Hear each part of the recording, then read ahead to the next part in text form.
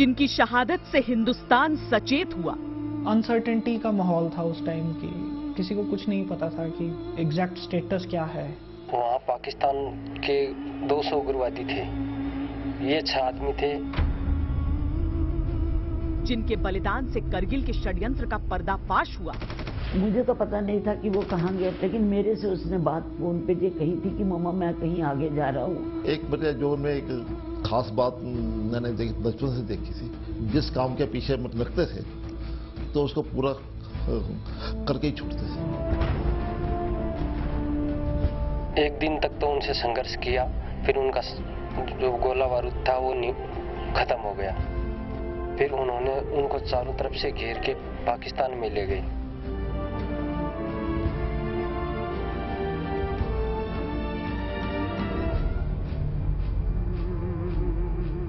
जिन्होंने राष्ट्र से गद्दारी की जगह दर्द और दहशत की इंतहा चुनी। मुंह के दांत भी तोड़े हुए थे, नाक भी काटे हुए थे, कान भी काटे हुए थे, नाखून भी निकाले हुए थे। यातना के 22 दिन चुने, सबसे खौफनाक मृत्यु चुनी। उनके सारे अंग भंग काट दिए थे, बिल्कुल कान में राड़ डालती थी, गर्म राड़ करके कानों में डालती थी। पाकिस्तान का इतिहास देखेंगे आप तो वो हमेशा ही झूठी है। हमने सौरभ की बॉडी इतनी म्यूटिलेटेड कंडीशन में देखी तो it was a state of shock कि ऐसा भी कोई कर सकता है। उसको दूरदर्शन नहीं करके उसको जेल में देना चाहिए था। पाकिस्तान ने जो इन सैनिकों के साथ जो किया वो एक इंसानियत के ऊपर एक धब्बा है। वो शूरवीर जिंदा है हमारे सम्मान में, हमारी आजाद हवाओं में। कैप्टन सौरभ कालिया और उनके 5 सिपाही अर्जुन राम, भीका राम, भंवर लाल बगारिया, मूला राम और नरेश सिंह। एक माँ हूं, कभी तो खालीपन आता है कि मेरा, लेकिन उसने जो किया, उसकी जो बहादुरी थी, उसका जो कार्य था, उसको देख करके मुझे कभी भी महसूस नहीं हुआ कि सौरभ हमेशा मेरे पास और मेरे साथ थी।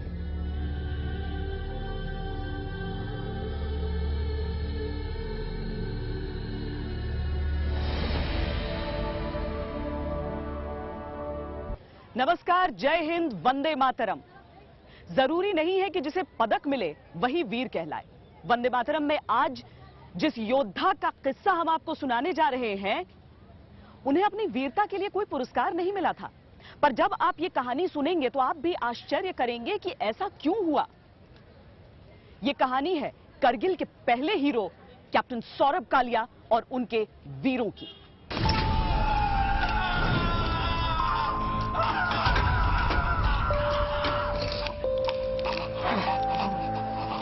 उस यातना का सिर्फ किस्सा सुनकर आपके दिलों में खौफ भर जाएगा। सोचिए 22 दिनों के टॉर्चर को कैसे सहा होगा उन सपूतों ने।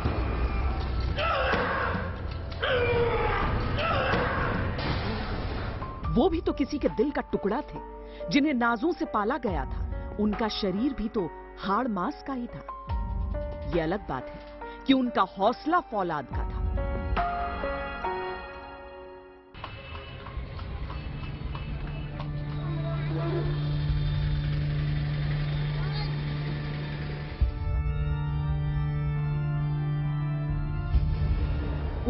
जून 1976 को अमृतसर में जन्मे सौरभ कालिया के पिता डॉक्टर थे, पर शायद जिस माहौल में सौरभ की परवरिश हो रही थी, वहां देशभक्ति विचार नहीं, पंथ था।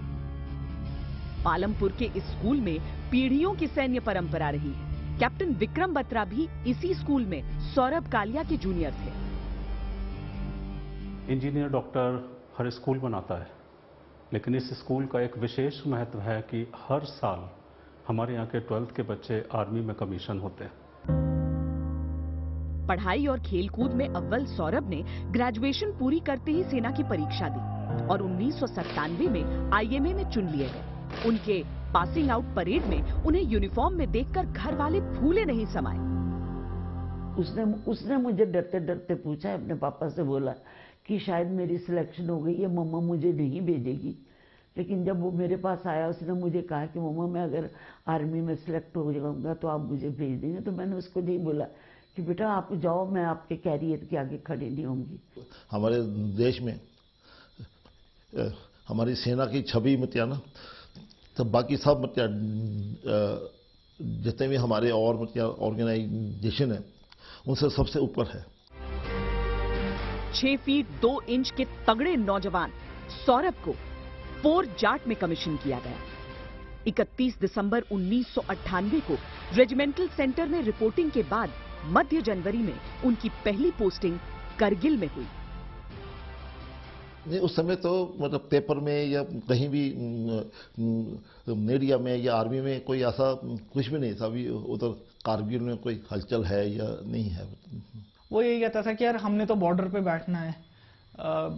ज़्यादा स्ट्रेसफुल उनका है जो जिनकी यूनिट्स वैली में डिप्लॉयड हैं। भारत और पाकिस्तान के बीच एक अलिखित समझौता था कि जब ठंड का मौसम हो, बर्फ पड़ी हो, तो ऊंचाई के जो पोस्ट हों उन्हें दोनों देशों की सेनाएं छोड़ देती थी, पीछे आ जाती थी। और जब गर्मी का मौसम आता था, बर्फ पिघलती थी, तापमान सामान्य हो जाता था, तब जाकर दोनों तरफ से सैनिक अपने अपने पोस्ट्स पर वापस जाते थे। लेकिन 1999 में पाकिस्तान ने इस समझौते से ही छल कर दिया। 3 मई 1999 को ताशी नामग्याल नाम के एक गडरिये ने जो खबर दी, उसने सबके होश उड़ा दिए। और अपने बीच में कोई रास्ता जैसा दिखा दिया, तो मुझे सोचा यह तो टॉप क्रॉस करके ऊपर मत दिया, सोच के मैं दाएं तरफ ऊपर चढ़ते उसी रास्ते से चेक करते करते आया, तो वहाँ 6 बंदे नजर आए बंजू टॉप में। वो 6 बंदे क्या कर रहा था, बर्फ हट रहा था, पत्थर डुल रहा था, बिल्कुल हरकत कर रहा था। दरअसल सरहद के इस हिस्से से कभी घुसपैठ नहीं है, इसीलिए गडरिये की दी जानकारी किसी की समझ में नहीं आ रही थी, न ही इसे समूचे करगिल इलाके के संदर्भ में देखा जा रहा था। पर और भी कई ऐसी घटनाएं थीं जिसकी वजह से सतर्कता बरती जा रही थी। काक्सर में तैनात सौरभ कालिया को सेना में मुश्किल से 4 महीने का वक्त बीता था जब मई के पहले पखवाड़े में उन्होंने गश्त ड्यूटी पर जाना शुरू किया। अपने पहले ही गश्त पर उन्हें कई अजीब संकेत मिले। वहां पे निश्चित रूप से पहले दुश्मन की हरकत हुई जिसके बारे में संकेत मिले, और उन्हीं संकेतों को पुख्ता करने के लिए, पक्का करने के लिए और मजबूत करने के लिए कैप्टन सौरभ कालिया शहीद और उनके 5 साथियों को भेजा गया कि आप जाइए और पता लगाइए कि बजरंग पोस्ट के इर्द गिर्द पाकिस्तानी फौज की क्या हरकत है। कैप्टन कालिया अब तक करगिल सेक्टर में 3 पेट्रोल कर चुके थे। 13 मई को बताया गया कि बजरंग पोस्ट के लिए एक और पेट्रोल पार्टी को निकलना होगा। Bajrang post line of control पर 14,000 फीट की ऊंचाई पर स्थित है। यूं तो इसका जिम्मा एक दूसरे अफसर को सौंपा गया, लेकिन बजरंग बली के कट्टर भक्त कैप्टन सौरभ कालिया ने खुद वहां जाने की पेशकश की। ऐसा अक्सर होता है फौज में, जहां पे लोग भक्त होते हैं, क्योंकि हमारा पेशा ऐसा है, हमारा काम ऐसा है, जहां पे हर वक्त भगवान की याद करते हैं लोग, और ये धर्म से ऊपर उठ के करते हैं। जब कारगिल की लड़ाई शुरू हुई मई के महीने में, उस समय उन्होंने खुद वॉलंटियर किया कि मैं पेट्रोल लेकर जाऊंगा और करेक्ट इंफॉर्मेशन लेकर आऊंगा कि बजरंग पोस्ट पे क्या दुश्मन की नफरी है। 14 मई को सौरभ कालिया की अगुवाई में 5 सैनिक बजरंग पोस्ट के लिए रवाना हो गए। दिन भर के ट्रैक के बाद जब वो भारतीय सीमा में बजरंग पोस्ट पर पहुंचे तो उन्हें कुछ गड़बड़ लगी। इससे पहले कि सैनिक कुछ समझ पाते, सामने से उन पर फायरिंग शुरू हो गई। बजरंग पोस्ट है ये, इसकी हाइट तकरीबन 13,000 से 14,000 फुट समुद्री तट के ऊपर है, और जब ये वहां पे पहुंचे इन्होंने देखा कि पाकिस्तानी फौज की हरकत थी, तो इनको आश्चर्य हुआ, क्योंकि वो हिंदुस्तान का इलाका था, उसके अंदर पाकिस्तानी फौज कैसे आ गई। तो वहां पे एंगेजमेंट शुरू हुई।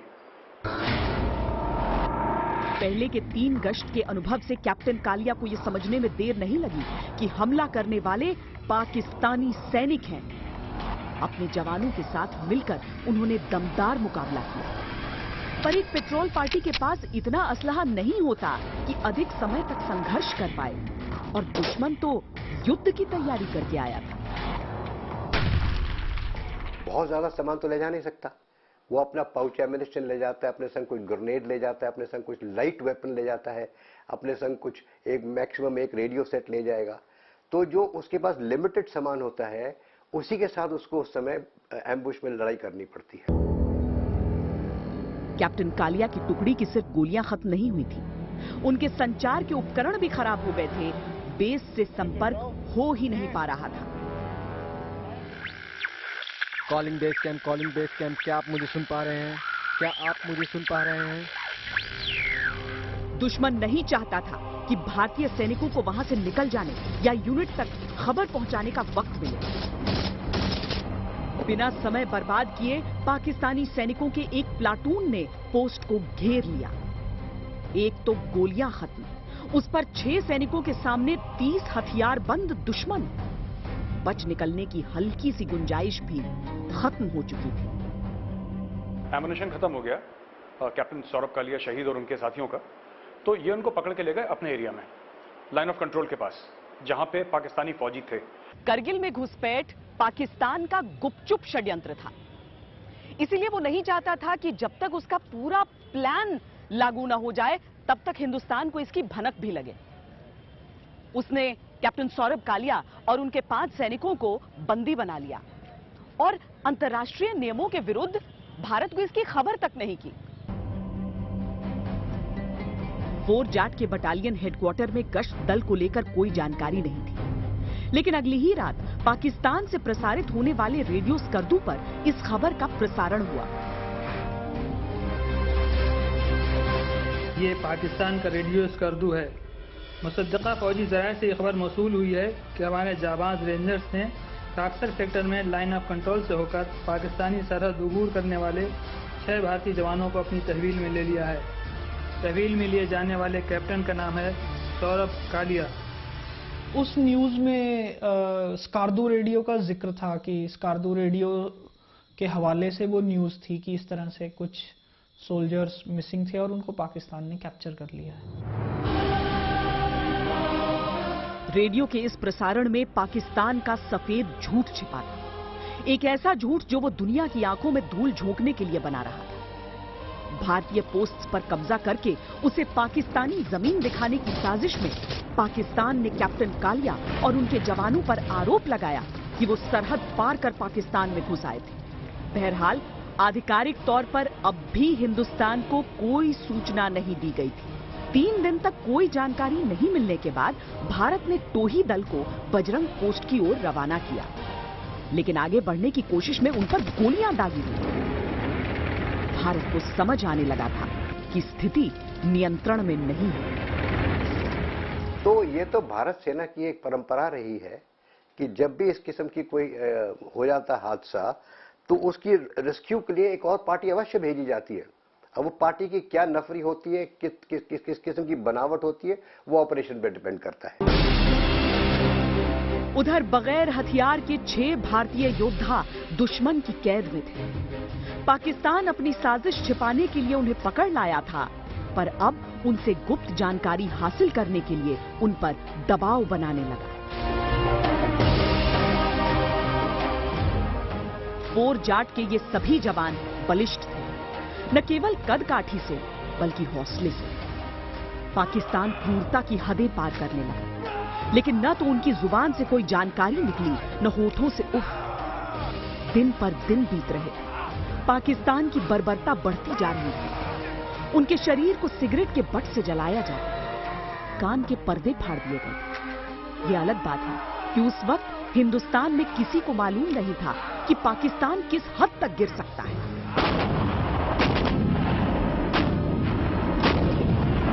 इस बीच 26 मई को ऑपरेशन विजय का ऐलान कर दिया गया। मोर्चे पर युद्ध छिड़ चुका था।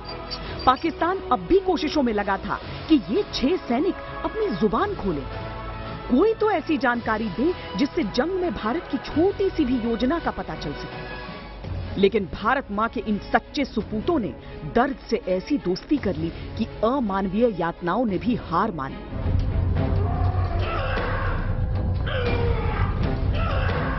युद्ध के मैदान की अपनी पूरी झल्लाहट, पूरी नफरत, पूरी कुंठा पाकिस्तानी सैनिक उन 6 वीरों पर निकाल रहे थे। इन वीरों की बहादुरी को समझने के लिए इनके विकल्पों को समझना होगा। दुश्मन की कैद में जब यातना दी जाती है तो उससे बचने का सिर्फ एक ही तरीका होता है, जो जानकारी मांगी जा रही है वो उन्हें दे दी जाए। पर इन वीरों के एक एक नाखून उखाड़े गए, इनके कान का पर्दा फाड़ दिया गया, इनकी आंखें फोड़ दी गईं, लेकिन गद्दारी का एक लफ्ज इनकी जुबान से नहीं निकला।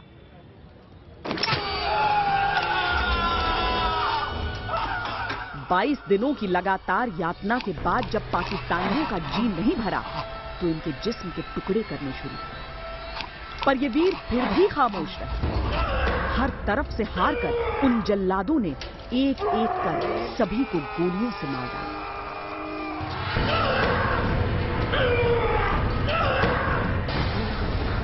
पाकिस्तान के झूठ की हद देखी। 22 दिन तक अपनी कैद में रखकर यातना देने के बाद उसने मौत की खबर भी झूठ में लपेटकर 7 जून को उसने भारत को इत्तला दी कि 6 भारतीय सैनिकों की लाशें उसे अपनी सीमा में मिली। अंतर्राष्ट्रीय दबाव में 2 दिन बाद 9 जून को उसने ये शव हिंदुस्तान को सौंप दिए। टीवी चैनल्स पे वैसे भी इधर उधर से हमने भी कोशिश की तो तब हमें पता चला कि वो कैप्चर था। उस समय मतलब ना भारत सरकार का किसी ने साथ नहीं दिया, ना इंडियन मतलब रेड क्रॉस ने या इंटरनेशनल रेड क्रॉस ने या कोई भी जो इंटरनेशनल एजेंसी है, सबने मतलब ना कभी भी हम इसमें इन्वॉल्व नहीं होंगे। युद्ध भूमि में दिन रात मौत को आंखों में आंखें डालकर देखने वाले, हर तरफ खून की नदियों को बहता देखने वाले, दर्द को पल पल जीने वाले जवानों को भी उन शहीदों के जिस्म को देखकर यकीन नहीं हुआ कि बर्बरता की ऐसी करतूत कोई कर सकता है। कैप्टन सौरभ कालिया की आंखें निकाली जा चुकी हैं, उनके कान के पर्दे को आर पार फाड़ दिया गया, पूरे शरीर पर जलाने के निशान उभरे हुए थे, गुप्तांग काटे जा चुके थे, सैनिकों के शरीर के कई अंदरूनी अंग गायब थे, नाक कान काट दिए गए थे। इंसान तो क्या दुनिया में कोई जानवर इतना विभत्स नहीं हो सकता, पर ये तो पाकिस्तान था। बॉडी में चेहरे पर इतना कोई फीचर्स ही नहीं बचे थे जिनको आप देख के आइडेंटिफाई कर सकें। सिर्फ आईब्रोज मिलती हैं मेरी और सौरभ की इकट्ठी, तो सिर्फ आईब्रोज से पहचान के बॉडी आइडेंटिफाई की थी। पोस्टमार्टम के बाद पता चला कि ये सभी घाव मृत्यु से पहले दिए गए थे। सोचिए कि अपने हाथों से लाड प्यार से तिनका तिनका जिस बच्चे को पाल पोस कर बड़ा किया था, उस मां पर क्या बीती हुई। सोचिए कि जिसका जवान बेटा 22 दिन बाद 23 साल का होने वाला था, उस पिता पर क्या बीती हुई। और मां बाप ही क्यों, ये समूचे हिंदुस्तान के बेटों की हत्या थी, एक पाखंडी कायर दुश्मन के हाथों। कि जब उसने देखा था तो जब उसका हो गया, कैजुअलिटी हुई, तो उसके बाद हमारे पास उसका जब शरीर आया, बॉडी आई उसकी, तो ठीक था, उसने अपनी ड्यूटी की, जो करनी थी वो किया।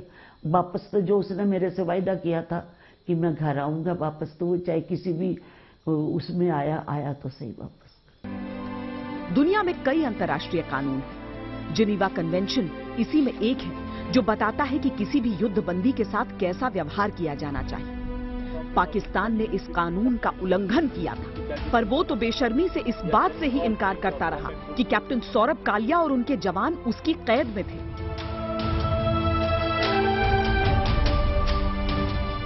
तुलना में हिंदुस्तान ने न केवल करगिल के युद्धबंदियों को पाकिस्तान को लौटाया, बल्कि युद्ध में मारे गए जिन सैनिकों की लाश पाकिस्तान पीछे छोड़ जाता था, उन्हें सैन्य सम्मान के साथ दफनाया जाता। जंग के बाद जब हिंदुस्तान ने सौरभ कालिया के मुद्दे को उठाया, तो पाकिस्तान के तत्कालीन मंत्री रहमान मलिक ने कहा कि भारतीय सैनिकों की मृत्यु मौसम की वजह से हुई होगी। पर कुछ ही महीनों बाद एक मंच पर अपनी बहादुरी का बखान करते हुए पाकिस्तान के एक सैनिक की जुबान से सच निकल गया। अल्लाह का करना यूं हुआ कि उनके 6 बंदों ने लेफ्टिनेंट कालिया के साथ रेकी के लिए हमारी तरफ एडवांस किया, मगर हुआ यह कि वो एडवांस तो हमारे ऊपर कर रहे थे, लेकिन वो शिकार करने के लिए आए थे और खुद शिकार हो गए।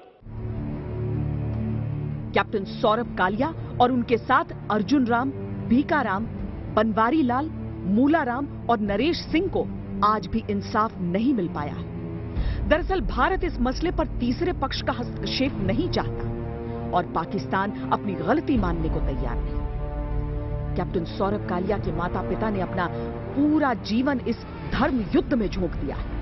सरकारों का तो मालूम नहीं, पर देश की दुआएं उनके साथ हैं।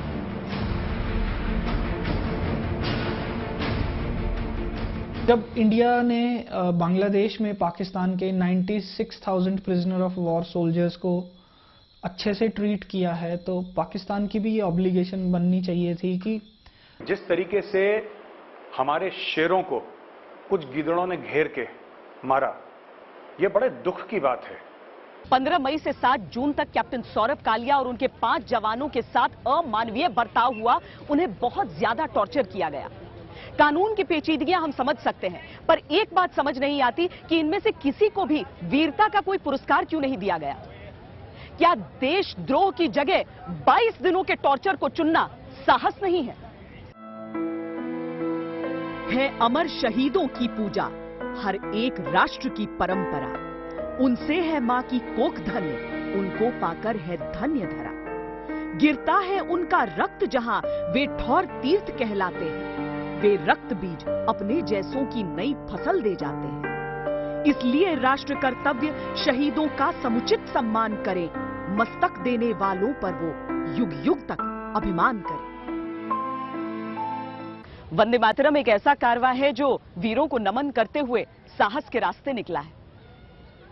हम आपको ऐसे किस्से सुनाते हैं जिन्हें सुनकर आप प्रेरित हो जाते हैं कुछ कर गुजरने के लिए। अब जो किस्सा हम आपको सुनाने जा रहे हैं वो दरअसल एक ऐसे कमांडो की कहानी है जिसके लिए इस दुनिया में कुछ भी नामुमकिन नहीं था।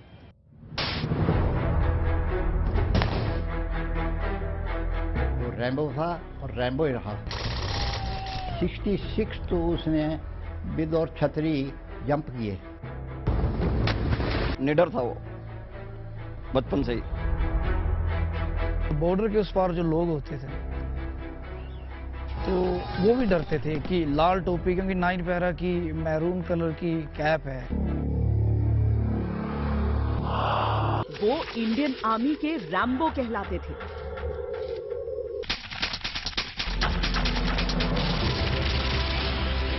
धरती के किसी भी कोने में कोई मिशन ऐसा नहीं था जिसे मेजर सुधीर वालिया पूरा न कर पाए।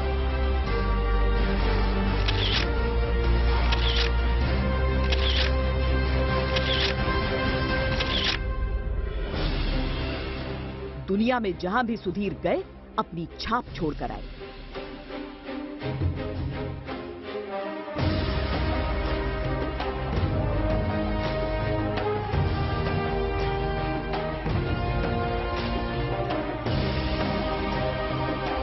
मेजर सुधीर वालिया बहुत बहादुर थे, बहुत हिम्मत थी और बहुत जोशीले थे। कभी भी कोई टारगेट मिलता था, कोई ऑपरेशन मिलता था तो खुद वो उसमें पार्टिसिपेट करने के लिए जो वो अग्रेसिव रहते थे। तो हर एक काम में अच्छे रिमार्क्स लाना और यूनिट के लिए भी नाम करना, उसके लिए वो फेमस हो चुके थे। क्योंकि उसके कारनामे अपने क्लास फेलोज से, अपने स्कूल फेलोज से या अलग जो फौजी लोग हैं उनसे जगह जगह सुनने को मिलते थे कि सुधीर ने ऐसे किया, सुधीर ने ये किया, एडीसी से चला गया जनरल मलिक के एडीसी रहे हैं वो। तो बहुत सारी बातें, बहुत सारे किस्से सुनने को मिलते थे लोगों से। मिलना चाहता था, मिल नहीं पाया। ये एक गरीब बच्चे के संघर्ष की कहानी है। संघर्ष अपने सपनों से। वो बच्चा जो बेबसी को देखता था पर बेबसी को समझता नहीं था। वो बच्चा जो जरूरतों को महसूस करता था पर जरूरतों से बोझिल नहीं होता था। वो बच्चा जो अपना लक्ष्य जानता था पर उस लक्ष्य के फासले से परेशान नहीं होता था। पालमपुर में सेना के सूबेदार रूलिया राम का होनहार बेटा सुधीर हिमाचल के एक छोटे से गांव बनूरी के प्राइमरी स्कूल में पढ़ता था। वहां जमीन पे दरी बिछाकर पढ़ाई कराई जाती थी। क्योंकि गरीब घरों के बच्चे उस स्कूल में पढ़ते, स्कूल का कोई यूनिफॉर्म नहीं था। पर जब सुधीर चमकते लाल यूनिफॉर्म में सुबह सुबह दूसरे बच्चों को आते जाते देखते तो इस फर्क को समझ नहीं पाते थे। उसको यहाँ मनोरी स्कूल में यहाँ कोई स्कूल नहीं लग रहे थे और इतनी हमारी समर्था नहीं थी कि हम उनको पालनपुर तक पहुँचाएँ। लेकिन उस वक्त ये एक बैग छोटा सा लेकर और कंधे पर बोरी रखी होती थी और नीचे बोरी बिछानी, रेते में बैठना और पढ़ना। लेकिन पढ़ता ठीक था, स्कूल से आना तो भी अपनी पढ़ाई का ख्याल रखना। तो उसने बोला, पापा ये सफ़ेद कपड़ों में कैसे कौन जाता है? मैं कहे बच्चे जो हैं ये इसमें मिलिट्री स्कूल में पढ़ते हैं और कल को ये अफसर बनेंगे। तो उसके दिल में वहीं से एक बात आ गई कि मैं भी अफसर बनूंगा और मैं अच्छे कपड़े पहनूंगा और मैं भी पढ़ूंगा। तो उसने और जोर लगाना शुरू कर दिया। पिता ने कहा मेहनत करनी होगी तो सुधीर ने इसे ब्रह्म वाक्य मान लिया। इतनी मेहनत की कि बगैर किसी कोचिंग एंट्रेंस टेस्ट पास कर सैनिक स्कूल में दाखिला हो गया। और जब 12वीं के बाद नेशनल डिफेंस एकेडमी की परीक्षा दी तो इंटरव्यू का बुलावा आ गया।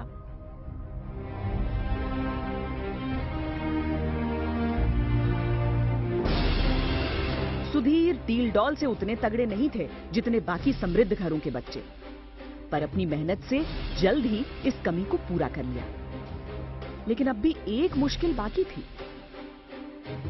जैनपुर में टीचर बड़े अच्छे थे, इंग्लिश में थोड़ा वीक था और अच्छे लायक थे। उनकी खुशामद की कि ऐसे ऐसे इसका इंग्लिश कम है और इसको इंग्लिश में पढ़ाना है। तो इन्होंने पढ़ाया। तो कुछ दिनों के बाद मैं फिर गया तो बोला कि सुधीर का चिंता मत करो, ये पास है। एनडीए से पास होने के बाद सुधीर को देहरादून स्थित आईएमए में दाखिला मिला और जहां देश के सर्वश्रेष्ठ योद्धा तैयार किए जाते हैं, वहां पासिंग आउट परेड में उन्होंने अपनी कंटिंजेंट को लीड किया।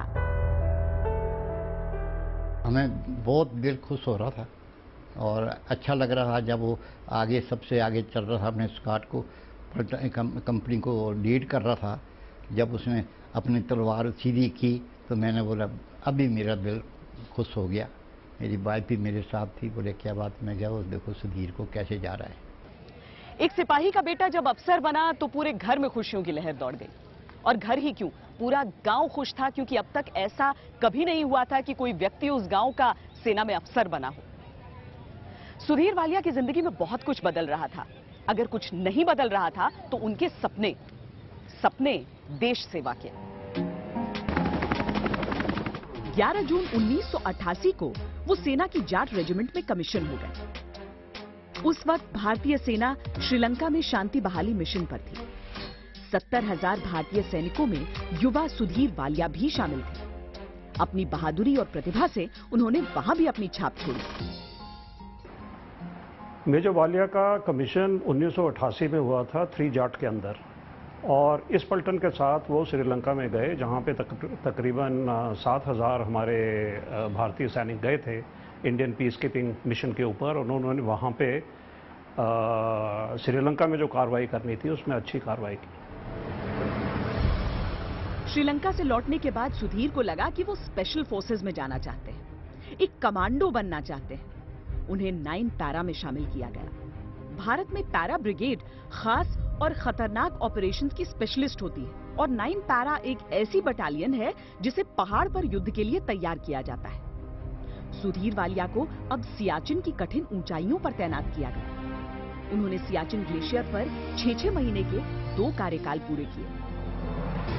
90 तक सियाचिन काफी कठिन था, इतनी फैसिलिटीज, पहुंच के साधन, इतना सब कुछ नहीं था। पर सुधीर एक डेडिकेटेड कमिटेड ऑफिसर से उन्होंने अपने आप को ट्रेन किया और सियाचिन में ना सिर्फ वो बहुत आराम से रहे बल्कि जिस भी ऑफिसर्स को सपोर्ट कर सकते थे वो किया। 1997 में देश के सर्वश्रेष्ठ कमांडोज में से सुधीर को चुना गया अमेरिका जाकर ट्रेनिंग हासिल करने के लिए। वहां 80 देशों से आए कमांडोज में सुधीर ने कोर्स टॉप किया। उन्हें अलाबामा स्टेट ने ऑनररी कर्नल की उपाधि दी। यहीं उन्हें पेंटागन में बोलने का मौका भी मिला। सुधीर के रिटायर्ड सूबेदार पिता के लिए बनूरी गांव से पेंटागन का ये सफर अभूतपूर्व था।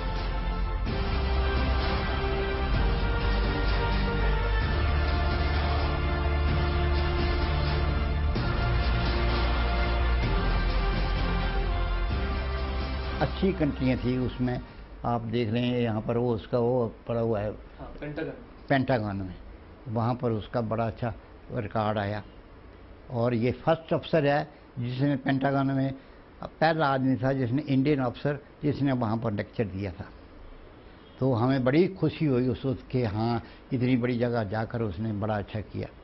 वहाँ से वापस आया, जनरल बीपी मलिक साहब थे, उन्होंने बोला कि हर इवेंट में जाओ और हर इवेंट को ट्रेनिंग दो, हर एक को बताओ कि वहाँ पर जाकर क्या सीखना है क्या नहीं सीखना। एंटी टेरर ऑपरेशंस में बहादुरी के लिए सुधीर को अब तक 2 बार सेना मेडल से सम्मानित किया गया था। उनके किस्से आर्मी में सबकी जुबान पर थे और तत्कालीन सेनाध्यक्ष जनरल वीपी मलिक ने सुधीर वालिया को अपना एडीसी नियुक्त कर लिया। उस वक्त वो एक एंटी टेरर ऑपरेशन में मिले जख्मों से उबर रहे थे। नॉर्मली जो इंडियन आर्मी चीफ का जो एडीसी सिक्योरिटी होता है वो स्पेशल फोर्सेस के लिए होता है और उसके लिए हर दफ़ा 2 या 3 नाम जाते हैं। तो उसमें रिकॉर्ड ऑफ सर्विस देखा जाता है और इंटरव्यू लिया जाता है। तो उस बेसिस के ऊपर क्योंकि उनका काम बहुत अच्छा था उनको चुना गया। चीफ के दफ्तर में कई दफा उन्हें छेड़ा जाता था कि 30 की उम्र पार करने पर भी वो कुंवारे क्यों हैं। दरअसल इसकी एक दुख भरी कहानी है जिसका जिक्र जनरल वीपी मलिक ने अपनी किताब में किया है। वे अविवाहित थे और शुरू में अपने परिवार के विषय में अधिक नहीं बताते थे। धीरे धीरे हमें उनके परिवार के विषय में पता चला। उनके पिता थल सेना से सूबेदार के रूप में सेवानिवृत्त हुए थे। सुधीर अपनी मां को बहुत चाहते थे और वो उन्हें दुनिया की हर संभव खुशी देना चाहते थे। उनसे एक छोटे भाई थे जो विकलांग थे और एक बहन थी जो कॉलेज में पढ़ती थी। भाई बहन में सबसे बड़े होने के कारण वे अपने परिवार के प्रति जिम्मेदार थे। सुधीर अपनी शादी के लिए कोई जल्दी में नहीं थे। ऐसा अफसर नहीं मिल सकता जनरल साहब की तरह भी, जो उसको इतना प्यार करता था। मैडम बोल रही थी, वो जब उसके पास गया उसने मिठाई का डब्बा दिया तो मैडम ने बोला सुधीर, बोला हाँ मैं आपकी एक बात नहीं माना। बोले क्या? बोले शादी नहीं की। बोले मैडम मेरा भाई और मेरी बहन एडजस्ट हो जाएंगे तो मैं शादी करूंगा। चीफ के एडीसी के पद पर सुधीर वालिया को अब तक 2 साल हो चुके थे। इस बीच 1999 में करगिल में भीषण युद्ध छिड़ गया था। उनकी 9 पैरा भी मोर्चे पर तैनात थी, लेकिन वो खुद मजबूर थे एक प्रशासनिक नौकरी करने के लिए। पर उनके जैसा जाबाज दफ्तर में बैठे बैठे युद्ध भूमि में जाने के लिए बेचैन होने लगा। उन्होंने सीधा जनरल वीपी मलिक से बातचीत की। जनरल मलिक ने करगिल पर अपनी किताब में एक पूरा अध्याय मेजर सुधीर वालिया को समर्पित किया है। इस वाक्य पर उन्होंने लिखा, उस वक्त तक मेरे साथ सुधीर का कार्यकाल लगभग पूरा हो चुका था। उसने मुझसे कहा कि उसे उसकी यूनिट के पास भेज दिया जाए जो युद्ध लड़ रही है। मैं उसका जज्बा नहीं तोड़ना चाहता था। मैंने उसे इजाजत दे दी। जब तक मेजर वालिया को अनुमति मिली, युद्ध अपने आखिरी दौर में पहुंच चुका था। वो 18 जुलाई को मोर्चे पर पहुंचे और वातावरण में ढलने के लिए वक्त बिताने की जगह सीधा ऑपरेशन में हिस्सा लिया। ये ऑपरेशन था जुलू रिज से पाकिस्तानियों को खदेड़ने का। मशको घाटी में 17,000 फीट की ऊंचाई पर स्थित है जुलू रिज। अधिकतर इलाकों से पाकिस्तानी अब पीछे हट चुके थे, पर जुलू में वो भारतीय इलाके पर कब्जे की कोशिश में डटे हुए थे। ऑपरेशन का पहला फेज 22 जुलाई को शुरू हुआ था और दुश्मन पूरे रास्ते में लैंड माइन्स बिछाता हुआ जुलू टॉप पर चला गया था। अब दूसरे फेज में उसे टॉप से भी मार भगाने की बारी थी। इसकी कमान संभाली मेजर सुधीर कुमार वालिया ने। जब वो एडीसी की ड्यूटी कर रहे थे उस वक्त कारगिल की लड़ाई शुरू हुई और तब वो जनरल वेद मलिक के साथ ही थे, पर उन्होंने स्पेशल लीव ली और जाकर के अपनी पलटन के साथ कारगिल के अंदर लड़ाई ली और उनकी टीम ने जाकर के जो जुलू रिज था उसको ऑक्यूपाई किया। पहले उन्होंने बेहद सावधानी से रास्ते को क्लियर किया, फिर चोटी पर जो मुकाबला हुआ उसमें 13 पाकिस्तानियों को मार गिराया।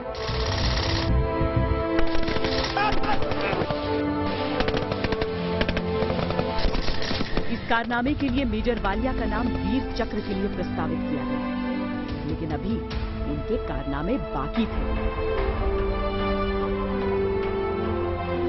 कंटिन्यूअसली अनमाइंडफुल पर्सनल रिस्क के बारे में, कभी अपने बारे में उन्होंने अपनी सेफ्टी के बारे में परवाह नहीं की।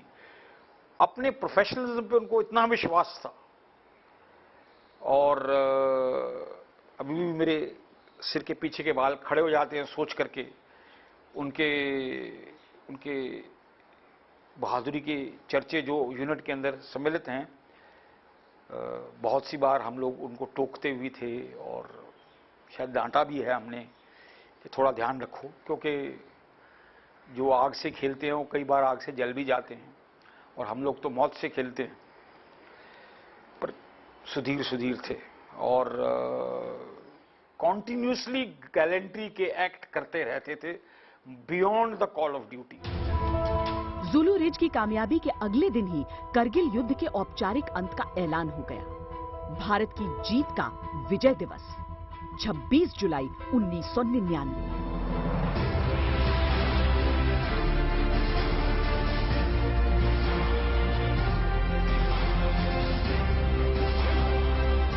मेजर सुधीर कुमार वालिया ने श्रीलंका में भारत का मिशन पूरा किया था। उन्होंने सियाचिन में 2 पोस्टिंग काटी थी, कई एंटी टेरर ऑपरेशंस में हिस्सा लिया था। 2 दफा ऐसे ही कठिन ऑपरेशंस के लिए उन्हें सेना मेडल से सम्मानित किया गया था। करगिल युद्ध छिड़ा तो वहां पर उन्होंने लैंडमाइन से पूरा इलाका साफ किया था, जुलू टॉप पर कब्जा किया था, दुश्मन को मार गिराया था। उनके दोस्त मजाक में कहा करते थे कि तुमने अपनी 9 जिंदगियां जी ली हैं, अब सावधान रहा करो।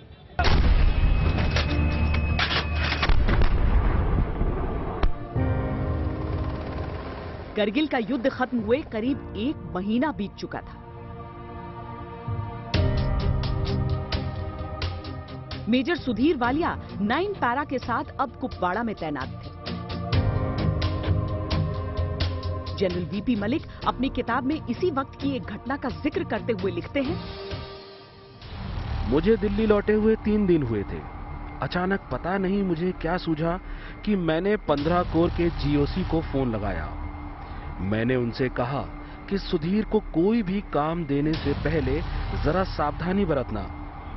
सुधीर बहादुर है और जरूरत से ज्यादा जोशीला, पर उसे खतरे मोल लेने से रोकना। मेरी पत्नी चौंक गई। मैंने ऐसा पहले किसी के लिए नहीं किया था। पर जो खतरों के खिलाड़ी होते हैं उन्हें सावधानी रास नहीं आती, कम से कम तब तो बिल्कुल नहीं जब बहादुरी की जरूरत है।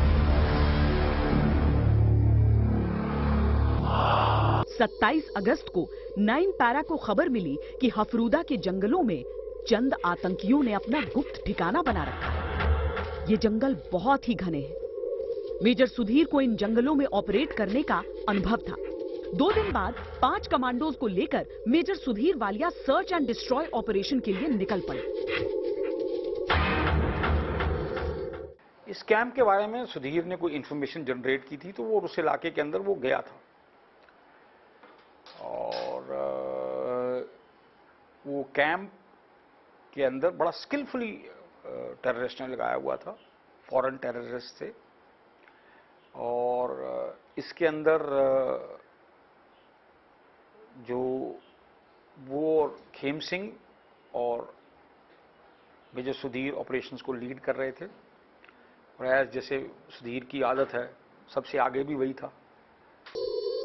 रात भर वो तलाश में भटकते रहे, पर आतंकियों का कोई निशान नहीं मिला। सवेरे एक नहर की बगल से गुजरते हुए उन्हें टूथपेस्ट का ताजा झाग नजर आया। वो समझ गए कि शिकार आसपास ही है। रात की नींद और थकान जैसे काफूर हो गए। पास ही झाड़ियों के बीच छिपा हुआ एक ठिकाना नजर आया। वहां कम से कम 20 आतंकवादी मौजूद थे। कुपवाड़ा के हफरूदा जंगल के अंदर इंफॉर्मेशन आई कि बहुत से वहां पे टेररिस्ट गए हैं और वहां पे एक हाइडआउट के अंदर 20 टेररिस्ट थे। मेजर सुधीर अपनी टीम को पीछे छोड़कर सिर्फ अपने बड़ी नायक खीम सिंह के साथ आगे लपके और आतंकियों को चौंकाते हुए इन पर धावा बोला। उन्होंने अकेले दम पर 4 आतंकियों को मार डाला। किसी ना किसी स्टेज पे सरप्राइज टूटना और फायर फाइट शुरू हुई। उस फायर फाइट के दौरान जो है खेम सिंह को चोट लगी, फिर सुधीर को चोट लगी। सुधीर को कोई फर्क नहीं पड़ता, उसको तो अपनी ऊपर बहुत भरोसा था। गैलेंट्री जो उसकी साइटेशन है वो क्लियरली बताती है क्या कार्रवाई उसने की, कितनी बहादुरी से वो लड़े। जवाबी फायरिंग में नायक खेम सिंह शहीद हुए। जब उन्होंने फायरिंग शुरू कर दी वो भी पीछे से आ गया, उसने खेमचंद को पहले ले लिया, खत्म कर दिया। सुधीर ने जब बोला खेमचंद तू क्या कर रहा है यार, जब देख रहा खेमचंद लम्बा पड़ा हुआ है। फिर इसने वहाँ से थोड़ा नीचे की तरफ गया, पहाड़ी थी, और उसमें लुढ़क गया। लुढ़कने के बाद वहाँ से उसने फायर किया, वहाँ से जवान मारे 8-9 आदमी। जब तक उनके बाकी 4 साथी उनके पास पहुंचे, मेजर सुधीर वालिया को आतंकियों की एक गोली लग चुकी जो उनके पेट को फाड़ती हुई निकल गई। वो हिल भी नहीं पाए, पर मोर्चा छोड़ने की जगह वो रेडियो सेट के जरिए अपने जवानों को कमांड करते रहे जब तक ऑपरेशन पूरा नहीं हो गया। जहां पे इन्होंने ऑपरेशन लीड किया और 9 टेररिस्ट मारे, वहां पे खुद बुरी तरह जख्मी हुए, पर वो डायरेक्ट करते रहे उस ऑपरेशन को जब तक कि ऑपरेशन पूरा नहीं हुआ। और ऑपरेशन होने के बाद ही उन्होंने अपने को इवैक्यूएट करने की इजाजत दी। आधा घंटा गुजर जाने के बाद ही मेजर सुधीर वहां से निकलने को तैयार हुए। एक मिलिट्री हेलीकॉप्टर उन्हें फौरन आर्मी बेस अस्पताल ले गया, लेकिन खून इतना बह चुका था कि उन्हें बचाया नहीं जा सकता था। नहीं तो भगवान को प्यारा था, उन्होंने उसको याद कर लिया। देर से देर चला गया, वो चला गया तो वो बोलता नहीं, बस थोड़ी सी गोली लग गई उनको। तो हमने पापा को बोला, पापा तो ये बोल रहे हैं कि गोली लग गई उनको। तो फिर थोड़ी देर में उन्होंने बता दिया कि नहीं, आपके भाई तो आपको छोड़ के चले गए। वो तो शहीद हो गए, चले गए। उनके मानते हैं हम कि उनके माँ बाप के लिए जो एक घाटा है वो तो हम पूरा नहीं कर सकते, पर उनसे हमें इतनी ज़्यादा प्रेरणा मिलती है कि हर बच्चा, मैं सोचती हूँ हर नागरिक जो है जब इन शहीदों के बारे में सुनता तो वो अपने देश के प्रति अपना जहाँ भी है अपने प्राण न्यौछावर करने के लिए तैयार रहते हैं। हफरूदा के उन जंगलों में उस दिन मौत को बहुत गुमान हुआ होगा। उसने एक ऐसे अफसर को लील लिया था जो उसे बार बार चुनौती देता था और जीत जाता था। सचमुच मौत उन्हें छू भी नहीं सकती थी, और जब आखिरकार छू पाई तब भी जीत मेजर सुधीर वालिया की ही हुई। वो मरे नहीं, अमर हो गए।